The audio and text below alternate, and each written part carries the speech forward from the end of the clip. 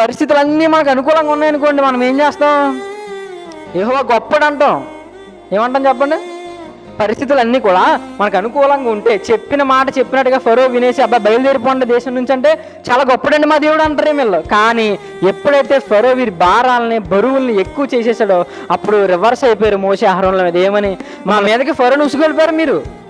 అప్పటిదాకా ఎక్కడో బతికావు, అడవులంట మిద్యాన్ దేశంలో ఎక్కడెక్కడో బతికావు నువ్వు. ఇప్పుడు మరలా మా బతుకులోకి నువ్వు ఎందుకు వచ్చావు? మా జీవితాన్ని నాశనం చేయడానికి ఎందుకు వచ్చావు అని చెప్పి దేవుని సేవకుని మీద ఈ జనాలు ఏం చేస్తున్నారంట? చెప్పలేం చేస్తున్నారు? అరుస్తున్నారు.